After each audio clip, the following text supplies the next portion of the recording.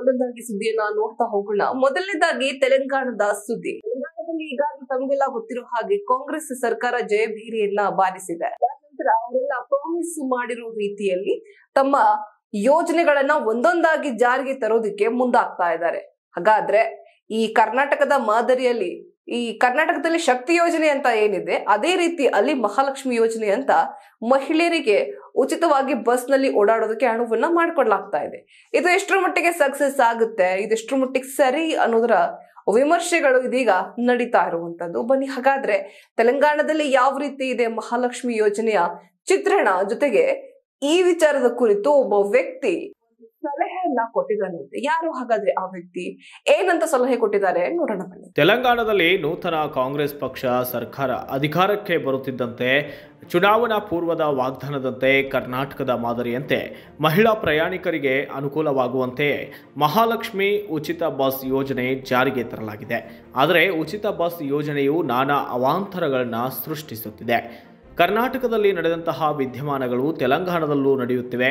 ಈ ಹಿನ್ನೆಲೆಯಲ್ಲಿ ಅಲ್ಲಿನ ಸಾರಿಗೆ ನಿಗಮದ TSRTC ಮುಖ್ಯಸ್ಥ ಕನ್ನಡಿಗ IPS ಅಧಿಕಾರಿಯಾದಂತಹ ಸಜ್ಜನರ ಅವರು ಮಹಿಳೆಯರಿಗೆ ಉಚಿತ ಸಲಹೆಯೊಂದನ್ನು ನೀಡಿದ್ದಾರೆ. ತೆಲಂಗಾಣ ನೂತನ ಸರ್ಕಾರ ಜಾರಿಗೆ ತಂದಿರುವ ಮಹತ್ವಾಕಾಂಕ್ಷಿ ಮಹಾಲಕ್ಷ್ಮಿ ಯೋಜನೆಗೆ ಉತ್ತಮ ರೆಸ್ಪಾನ್ಸ್ ಏನೋ ವ್ಯಕ್ತವಾಗುತ್ತಿದೆ. ತೆಲಂಗಾಣ ಸರ್ಕಾರವು ಎಲ್ಲ ಬಸ್ಗಳಲ್ಲಿ ತೆಲಂಗಾಣದಾದ್ಯಂತ ಮಹಿಳೆಯರಿಗೆ ಉಚಿತ ಬಸ್ ಸೌಲಭ್ಯವನ್ನು ಒದಗಿಸುತ್ತಿದೆ.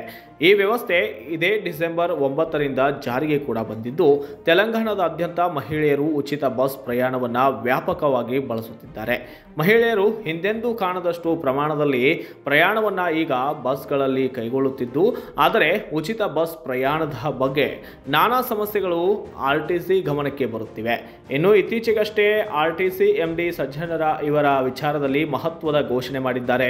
ಮಹಿಳಾ ಪ್ರಯಾಣಿಕರಿಗೆ ಮನವಿ ಮಾಡುವ ವಿಡಿಯೋ ಸಂದೇಶವನ್ನು ಬಿಡುಗಡೆ ಮಾಡಿದ್ದು, ಸಜ್ಜನರ ಮಾತನಾಡಿ, ಕಡಿಮೆ ದೂರದವರೆಗೆ ಪ್ರಯಾಣಿಸುವ ಮಹಿಳೆಯರು ಎಕ್ಸ್ಪ್ರೆಸ್ ಬಸ್ಗಳಲ್ಲಿ ಹೆಚ್ಚು ಪ್ರಯಾಣಿಸುತ್ತಿರುವುದು ನಮ್ಮ ಗಮನಕ್ಕೆ ಬಂದಿದೆ. ಇದರಿಂದ ದೂರದ ಪ್ರಯಾಣಿಕರಿಗೆ ತೀವ್ರ ತೊಂದರೆಯಾಗುತ್ತಿದ್ದು, ಕಡಿಮೆ ದೂರ ಪ್ರಯಾಣಿಸುವವರು ಲಘು ಬಸ್ಗಳಲ್ಲಿ ಹತ್ತುವಂತಾಗಲಿ ಬಸ್ ಸಿಬ್ಬಂದಿಗೆ ಸಹಕರಿಸುವಂತೆ ಸಜ್ಜನರ ಕೋರಿದ್ದಾರೆ. ಅಲ್ಲದೆ ಕೆಲವು ಮಹಿಳೆಯರು ಬಸ್ಗಳನ್ನು ನಿಗದಿತ ಸ್ಟೇಜ್ ನಿಲ್ದಾಣಗಳಲ್ಲಿ ನಿಲ್ಲಿಸುವ ಬದಲು ಮಾರ್ಗ ಮಧ್ಯದಲ್ಲಿ ಎಲ್ಲೆಂದರಲ್ಲಿ ನಿಲ್ಲಿಸುವಂತೆ ಸಿಬ್ಬಂದಿಯ ಮೇಲೆ ಒತ್ತಡ ಕೂಡ ಹೇರುತ್ತಿದ್ದಾರಂತೆ. ಇದರಿಂದ ಪ್ರಯಾಣದ ಸಮಯ ಹೆಚ್ಚಾಗುತ್ತಿದ್ದು ಬೇರೆ ಪ್ರಯಾಣಿಕರಿಗೆ ತೊಂದರೆಯಾಗುತ್ತದೆ ಎಂದಿದ್ದಾರೆ ಸಜ್ಜನ್ರವರು. ಇನ್ನು ಮುಂದೆ ಅನುಮತಿ ಪಡೆದ ನಿಲ್ದಾಣಗಳಲ್ಲಿ ಮಾತ್ರ ಎಕ್ಸ್ಪ್ರೆಸ್ ಬಸ್ಗಳು ಲಭ್ಯವಿರುತ್ತವೆ ಎಂದು ಅವರು ಸ್ಪಷ್ಟನೆಯನ್ನ ನೀಡಿದ್ದಾರೆ. ದೂರದ ಪ್ರಯಾಣಿಕರಿಗೆ ಆದ್ಯತೆ ನೀಡುವಂತೆ ಸಜ್ಜನರ ಸಿಬ್ಬಂದಿಗೆ ಸೂಚಿಸಿದ್ದು, ಮಹಾಲಕ್ಷ್ಮಿ ಯೋಜನೆಯನ್ನು ಪರಿಣಾಮಕಾರಿಯಾಗಿ ಅನುಷ್ಠಾನಗೊಳಿಸಲು ಮಹಿಳೆಯರು, ಮಕ್ಕಳು ಮತ್ತು ತೃತೀಯ ಲಿಂಗಿಗಳಿಗೆ ಹೆಚ್ಚಿನ ಸಹಕಾರ ನೀಡಬೇಕೆಂದು ಸಜ್ಜನರ ಸಾರ್ವತ್ರಿಕವಾಗಿ ಮನವಿ ಕೂಡ ಮಾಡಿದ್ದಾರೆ.